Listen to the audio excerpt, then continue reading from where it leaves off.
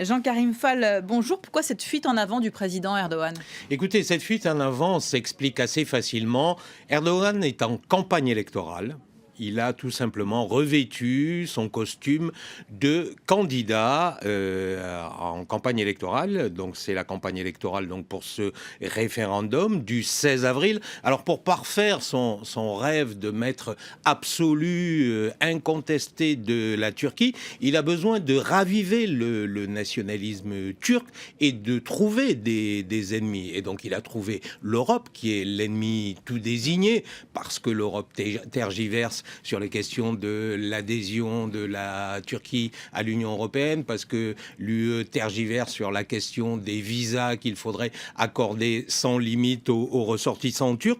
Donc très clairement, il a décidé de faire de l'Europe l'un des arguments de sa campagne électorale. Il ne s'en cache pas. D'ailleurs, dans la matinée, lors d'un meeting électoral, il a clairement dit « La victoire du oui au référendum du 16 avril sera la meilleure réponse aux ennemis de la Turquie ».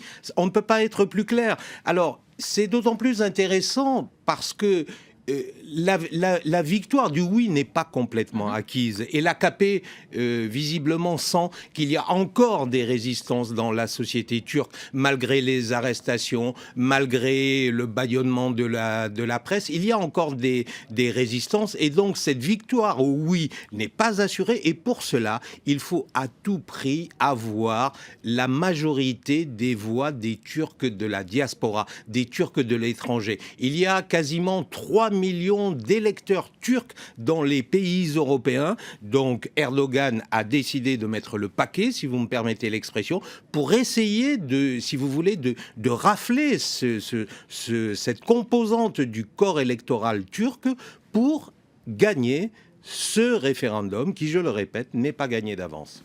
Après toutes les déclarations de ces derniers jours, est-ce que la candidature de la Turquie pour intégrer l'Union européenne a encore un sens? Écoutez, je crois qu'il faut peut-être arrêter de se cacher derrière son petit doigt. Je crois que les relations entre la Turquie et l'Union européenne ont atteint un point de non-retour.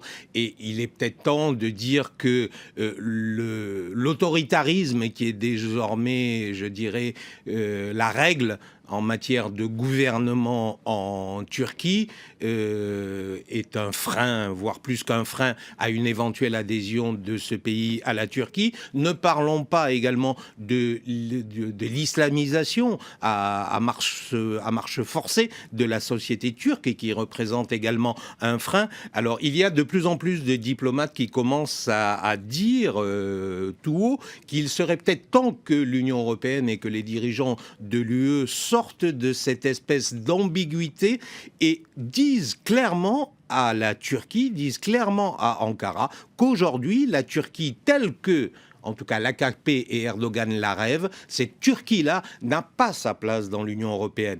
Et puis cela permettrait peut-être de reconstruire un nouveau type de relation qui serait peut-être plus sain et dans lequel on n'aurait pas ces crises régulières auxquelles nous assistons. Merci beaucoup Jean-Karim pour votre analyse.